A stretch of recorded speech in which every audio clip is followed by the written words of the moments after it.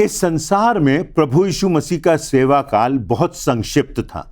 लगभग 30 वर्ष की आयु में उन्होंने अपनी सेवकाई प्रारंभ की थी और क्रूस पर अपनी मृत्यु तक उन्होंने 3.5 वर्ष सेवा कार्य किया।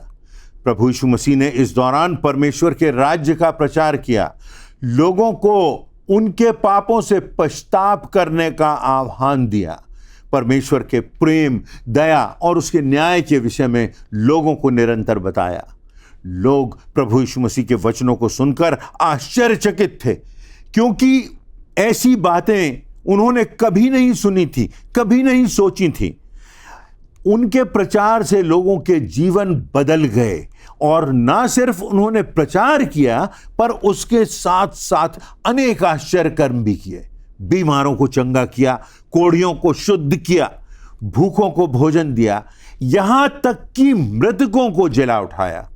प्रभु यीशु मसीह ने अपने आश्चर्य कर्मों से अद्भुत परिवर्तन किया और प्रभु यीशु मसीह के इन आश्चर्य कर्मों का वर्णन बाइबल में नए नियम में 4 सुसमाचारों में पाया जाता है। आज हम प्रभु यीशु मसीह की सेवकाई में उनके पहले आश्चर्य कर्म के विषय में देखेंगे। यह उस समय की घटना है जब प्रभु यीशु मसीह ने अपनी सेवकाई का प्रारंभ किया ही था और वह अपनी माता के साथ, अपने चेलों के साथ एक विवाह के आयोजन में उपस्थित थे। विवाह का यह आयोजन काना नाम के एक छोटे गांव में था। उन दिनों में विवाह का आयोजन बहुत विशिष्ट होता था, बहुत खास समय होता था। विवाह के सारे कार्यक्रम लगभग सप्ताह भर चलते थे और परिवार के सारे रिश्तेदार और मित्र और समाज के लोग आमंत्रित किए जाते थे। हर दिन कोई ना कोई कार्यक्रम होता था।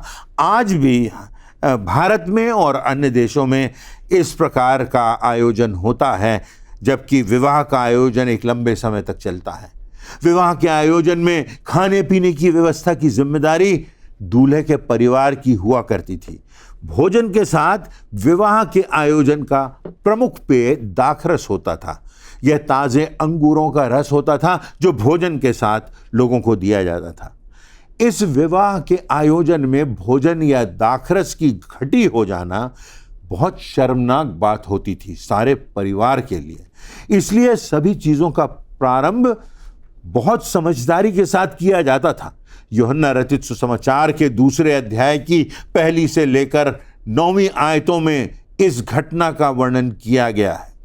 लिखा हुआ है, गलील के काना में किसी विवाह का आयोजन था और यीशु की माता के साथ यीशु भी वहां मौजूद थे और प्रभु यीशु मसीह के चेले भी विवाह में निमंत्रित थे।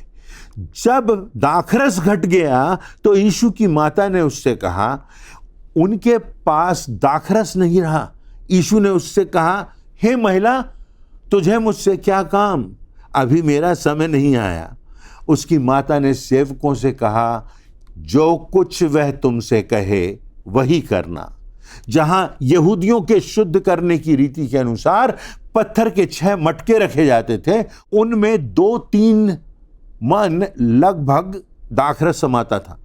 यीशु ने उनसे कहा, मटकों में पानी भर दो। उन्होंने उन्हें मुंह तक भर दिया, ऊपर तक भर दिया। तब उसने उनसे कहा कि अब निकाल कर भोजन के प्रधान के पास ले जाओ। और वे ले गए और जब भोज के प्रधान ने वह पानी चखा तो वह पानी नहीं था, वह दाखरस बन चुका था। और किसी को समझ में नहीं आया कि यह क्या हो गया, कहां से आया। पानी के 6 मटके जो खाली हो चुके थे, जिनका पानी मेहमानों के लिए पांव धोने के लिए इस्तेमाल किया जाता था, उन खाली मटकों में प्रभु यीशु मसीह के कहने पर पानी भरा गया और वह पानी दाखरस बन गया। वह उत्तम दाखरस जिसकी घटी विवाह के उस आयोजन में हो गई थी, क्योंकि प्रभु यीशु मसीह परिवर्तन लाने वाला परमेश्वर है। प्रभु यीशु मसीह जीवनों को बदलने वाला परमेश्वर है। प्रभु यीशु मसीह परिस्थितियों को बदल देता है। वह कड़वे जीवनों में मिठास लाता है और उनको मधुर बनाता है। वह समस्याओं और कठिनाइयों को लेकर हमको मजबूत बना देता है और उन कठिनाइयों को, समस्याओं को आशीषों में बदल देता है। वह पहाड़ों को हटाता है और सकरे रास्तों को चौड़ा करता है। वह कलवरी के मार्ग को, पीड़ा भरे क्रूस के स्थान को उद्धार का मार्ग बना देता है। इस आश्चर्य कर्म में ये 6 खाली मटके प्रभु यीशु मसीह के जीवन के विभिन्न अनुभवों को बताते हैं। जिस तरह इन मटकों में साधारण पानी भरा गया और बदले में प्रभु यीशु मसीह ने उसे उत्तम दाखरस से भर दिया, वैसे ही प्रभु यीशु मसीह हमारे जीवन के खाली पात्रों को, हमारे जीवन में जब कुछ नहीं बचा तो अपनी आशीषें उनमें उंडेलता है। जब हम टूटे हुए हृदय से अपने आप को खाली करके उसके चरणों में जाते हैं, उस पर विश्वास करते हैं और कहते हैं, प्रभु हमें अपनी महिमा का माध्यम बना।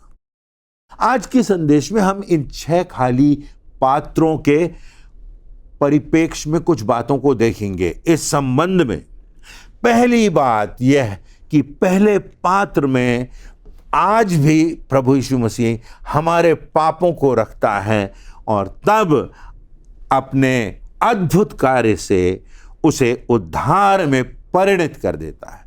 मत्ती रचित सुसमाचार के 11वें अध्याय की 28वीं आयत में प्रभु यीशु मसीह कहते हैं, हे सब परिश्रम करने वालों और बोझ से दबे हुए लोगों, मेरे पास आओ, मैं तुम्हें विश्राम दूंगा। हर एक थके हुए, दबे हुए, पापों की ग्लानि से लदे हुए, जीवन के इस मोड़ पर जब लगता है कोई उत्तर नहीं, हम जब जीते हैं तो प्रभु यीशु मसीह की बुलाहट को सुने। हमारे जीवन में कितनी समस्याएं हैं, कितनी विषमताएं हैं, कितनी बातें ऐसी लगती हैं जो समाप्त ही नहीं होती। कोई द्वार खुला हुआ नहीं दिखाई देता, कोई खिड़की खुली हुई नहीं दिखाई देती, परंतु प्रभु यीशु मसीह के चरणों में हम जाएं, विश्वास करके देखें, उससे मांग करके देखें, संपूर्ण हृदय को खाली करके उसके चरणों में ले जाएं और पश्चाताप करें और अपनी गलतियों को स्वीकार करें और अपने मटकों को खाली करें।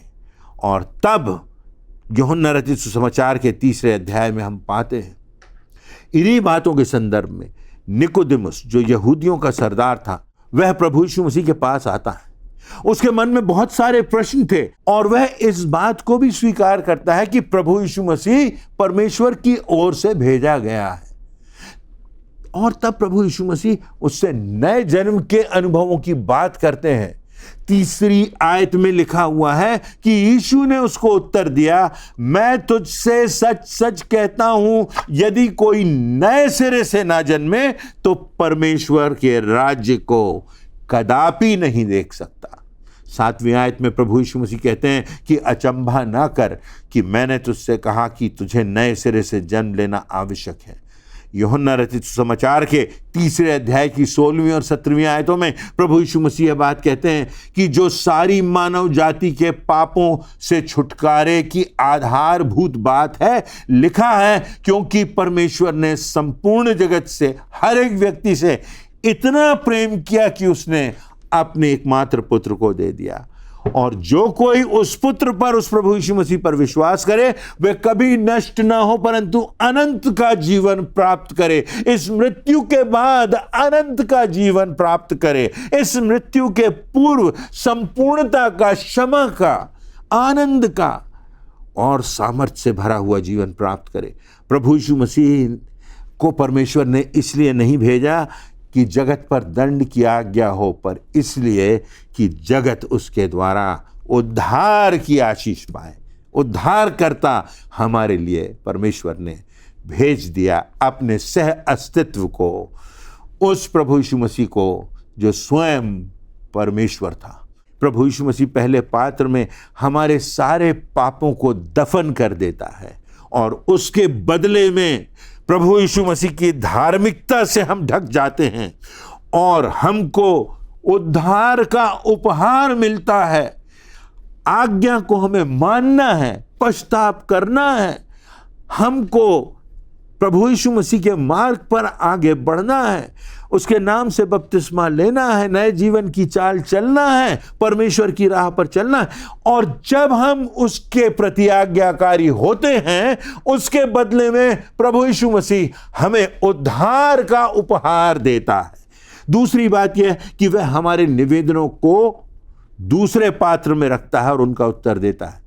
मत्ती रचित सुसमाचार के 7वें अध्याय की 7वीं आयत में प्रभु यीशु मसीह कहते हैं, मांगो तो तुम्हें दिया जाएगा, ढूंढोगे तो तुम पाओगे, खटखटाओगे तो तुम्हारे लिए खोला जाएगा। प्रभु यीशु मसीह की हमसे यह प्रतिज्ञा है कि वह हमारे निवेदनों को सुनेगा, उनका उत्तर देगा। प्रेरितों के काम नामक पुस्तक के 12वें अध्याय की 1 से 14वीं आयत में घटना का वर्णन है, जब पतरस को जेल में डाल दिया गया और यह बात निश्चित थी कि उसे मृत्युदंड मिल जाएगा। तब हम देखते हैं कि कलीसिया निरंतर, लिखा हुआ है, लौ लगाकर, अर्थात संपूर्ण हृदय से प्रार्थना कर रही थी। और तब एक स्वर्गदूत का आगमन होता है और वह पतरस को जगाता है और जंजीरें खुल जाती हैं। स्वर्गदूत उसे जेल की काल कोठरी से निकालकर आजाद कर देते हैं, क्योंकि कलीसिया की प्रार्थनाओं का यह प्रत्युत्तर होता है परमेश्वर की ओर से, और परमेश्वर की अद्भुत सामर्थ्य प्रकट होती है। और हम पाते हैं कि पौलुस और सिलास जब फिलिप्पी नगर में प्रचार कर रहे थे तो एक युवती को दुष्ट आत्मा से मुक्त करा दिया, तो लोग विरोध में हो गए, उन्हें पकड़कर कैद में बंद कर दिया। और तब प्रेरितों के काम की पुस्तक के 16वें अध्याय की 25वीं और 26वीं आयतों में लिखा हुआ है कि आधी रात के लगभग पौलुस और सिलास प्रार्थना करते हुए परमेश्वर का भजन गा रहे थे और कैदी उनकी सुन रहे थे। इतने में एकाएक बड़ा भूकंप आया, यहां तक कि बंदीगृह की नींव हिल गई और तुरंत सब द्वार खुल गए और उनके बंधन खुल गए, क्योंकि पौलुस और सिलास प्रार्थना कर रहे थे और वह उस स्थान जहां पर वे थे उसे हिला दिया गया। प्रार्थना का उत्तर मिला, उनके बंधनों से उनको मुक्त कर दिया गया। हमारे अपने प्रतिदिन के जीवन में हम इन बातों के जीवित प्रमाण देख सकते हैं। परमेश्वर हमारी प्रार्थनाओं के उत्तर देता है और अधिकांश बार जब हम विश्वास योग्यता से, आज्ञाकारिता से उसके पीछे चलते हुए उससे प्रार्थना करते हैं, परमेश्वर जो हमारे लिए भला है, हमारे लिए उसका उत्तर हाँ में होता है। और हमारी जिंदगियों में भी कई बार आश्चर्यकर्म होता है, कई बार आश्चर्यकर्म नहीं होता, हमको लगता है, तो हम मजबूत बन जाते हैं, बेहतर बन जाते हैं और आगे संघर्ष करने के लिए तैयार हो जाते हैं। तीसरा पात्र, तीसरी बात यह कि वह हमारी समस्याओं को तीसरे पात्र में रखता है और उनका समाधान करता है। तीसरा पात्र, समस्याओं का समाधान करने वाला पात्र। समस्याएं हमारे जीवन का अंग है। कोई भी ऐसा व्यक्ति नहीं, कोई भी ऐसा दिन नहीं जब हमें अपने जीवन में किसी न किसी समस्या से सामना करना पड़ा हो। हर दिन छोटी से लेकर बड़ी समस्या, हर दिन छोटे से लेकर बड़े संघर्ष, छोटी सी बातों से लेकर बड़ी बड़ी बातें। लेकिन कोई समस्या ऐसी नहीं, इतनी बड़ी नहीं, जिनका समाधान परमेश्वर के साथ मिलकर हम ना निकाल सकें। बाइबल में दूसरा इतिहास उसकी 32वें अध्याय की पुस्तक में वर्णन है। अश्शूर के राजा सनहेरीब ने यरूशलेम के चारों तरफ से अपने सैनिकों को भेजकर घेर लिया और इस बात की चुनौती दी कि इस्राएलियों का परमेश्वर उनको उसके हाथों से बचा ना सकेगा। और तब 20वीं आयत से 22वीं आयत में वर्णन है कि तब इन बातों के कारण हिजकिय्याह और आमोस के पुत्र यशायाह नबी दोनों ने प्रार्थना की और स्वर्ग की ओर दुहाई दी। तब परमेश्वर ने एक दूत को भेज दिया और अश्शूर के राजा की छावनी में सब शूरवीरों, प्रधानों और सेनापतियों को नष्ट कर दिया, ध्वस्त कर दिया। अतः वे लज्जित होकर अपने देश को लौट गए। जब हम अपने परमेश्वर के निकट जाते हैं, उसके भवन में जाते हैं, उसके पास जाते हैं, उसे अपने हृदय में स्वीकार करते हैं और हम उससे मांगते हैं, तो हम जानते हैं कि कोई सेना, किसी भी प्रकार का कोई शासक, किसी भी प्रकार का कोई दल हमारी समस्याओं से हमको नाश नहीं कर सकता, वरन हम परमेश्वर के सामर्थ्य में मजबूत बनते जाते हैं। हमारी निर्बलता में परमेश्वर की सामर्थ्य और उसका आश्चर्य कर्म प्रकट होता है। चौथा पात्र यह कि परमेश्वर चौथे पात्र में हमारे दुखों को रखता है, हमारी पीड़ाओं को रखता है और अपनी सामर्थ्य से भर देता है। अय्यूब की पुस्तक के चौथे अध्याय की पहली आयत में लिखा है, मनुष्य जो स्त्री से उत्पन्न होता है वह थोड़े दिनों का है और दुख से भरा रहता है। मनुष्य होने के नाते स्वाभाविक है कि हम दुखों का सामना करें, मगर प्रभु यीशु मसीह का यह अद्भुत आश्चर्य कर्म हमें इन दुखों से गुजरने की सामर्थ्य देता है। यूहन्ना रचित सुसमाचार के 14वें अध्याय की 27वीं आयत में प्रभु यीशु मसीह कहते हैं, मैं तुम्हें शांति दिए जाता हूं, अपनी शांति मैं तुम्हें देता हूं, वह नहीं जो संसार देता है, परंतु ये मेरी शांति है ताकि तुम्हारा मन व्याकुल ना हो और तुम ना डरो। दाऊद ने इस बात को समझ लिया था कि उसके दुखों में परमेश्वर की सामर्थ्य उसके लिए उपलब्ध है और इसी कारण भजन संहिता के 23वें अध्याय की 4थी आयत में वह लिखता है, चाहे मैं घोर अंधकार से भरी हुई तराई में होकर चलूं तो भी हानि से ना डरूंगा, क्योंकि तू मेरे साथ रहता है।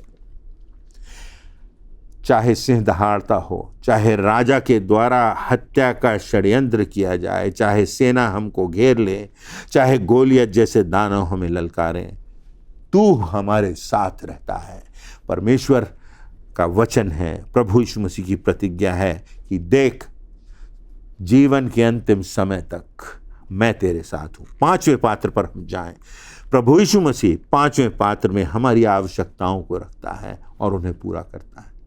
हमारी शारीरिक आवश्यकताएं, हमारी मानसिक आवश्यकताएं, हमारी आत्मिक आवश्यकताएं, जब हम प्रभु में लीन हो जाते हैं, उसके वचन का अध्ययन करते हैं, उससे गहरा संबंध प्रार्थनाओं के द्वारा बना रहता है, जब हम उसके साथ साथ चलते हैं इस अंधकार भरे संसार में, प्रभु यीशु मसीह ने एक अद्भुत बात कही। प्रभु यीशु मसीह ने कहा, हर एक अपना क्रूस उठाए और मेरे पीछे हो ले।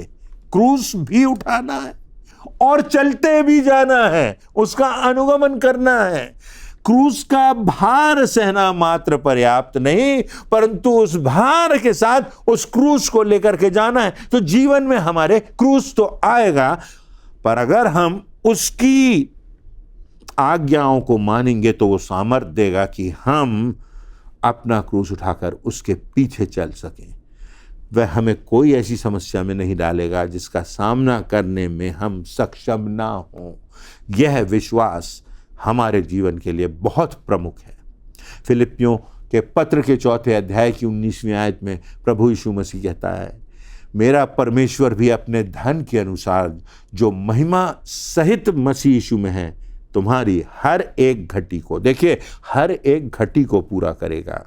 मांग को ना करे परंतु घटी नहीं होने देगा। मलाकी की पुस्तक के 3रे अध्याय की 10वीं आयत में परमेश्वर यह प्रतिज्ञा करता है, सारे दसवांश भंडार में ले आओ कि मेरे भवन में भोजन वस्तु रहे। और सेनाओं का यहोवा यह कहता है कि ऐसा करके मुझे परखो कि मैं आकाश के झरोखे खोलकर तुम्हारे ऊपर अपरंपार आशीषों की वर्षा करता हूं कि नहीं।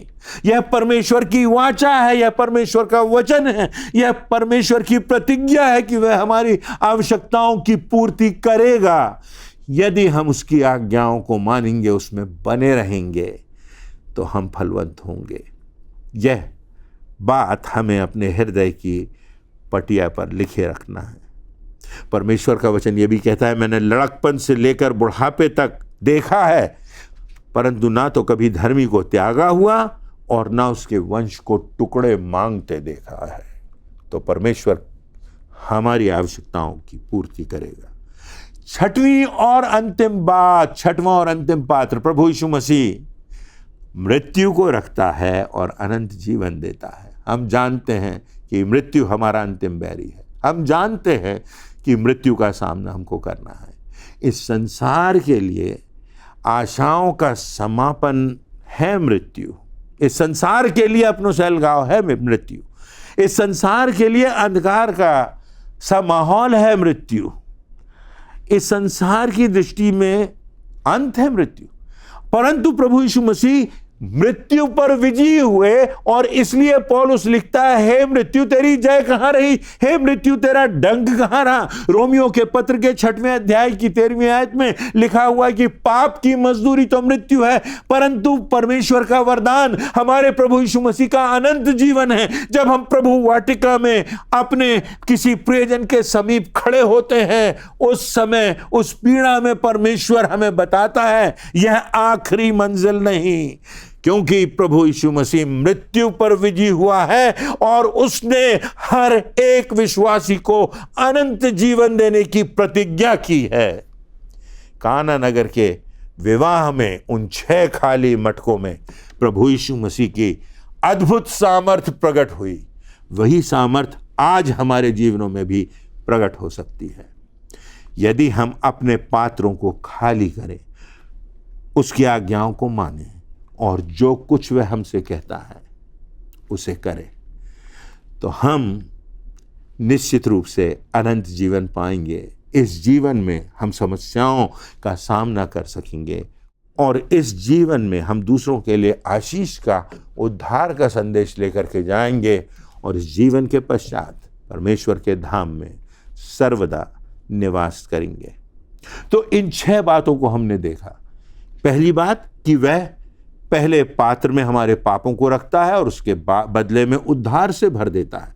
दूसरी बात, वह हमारे निवेदनों को दूसरे पात्र में रखता है और उनका उत्तर देता है। तीसरी बात कि वह हमारी समस्याओं को तीसरे पात्र में रखता है और उनका समाधान करता है। चौथी बात कि चौथे पात्र में वह हमारे दुखों को रखता है और उसके बदले में सामर्थ देता है। पांचवा पात्र, प्रभु यीशु मसीह हमारी आवश्यकताओं को रखता है और उन्हें पूरा करता है, अपनी प्रतिज्ञाओं को पूरा करता है। छठवीं और अंतिम और प्रमुखतम बात कि प्रभु यीशु मसीह मृत्यु को एक उस पात्र में रखता है और उसके बदले उसमें अनंत जीवन भर देता है। यही हमारी आशा है, यही परमेश्वर का वचन है और इसी बात में परमेश्वर हमको निश्चितता से आगे बढ़ने की प्रेरणा आज दे रहा है। क्या आप उसके वचनों के अनुसार अपने जीवन को उसके चरणों में लाएंगे?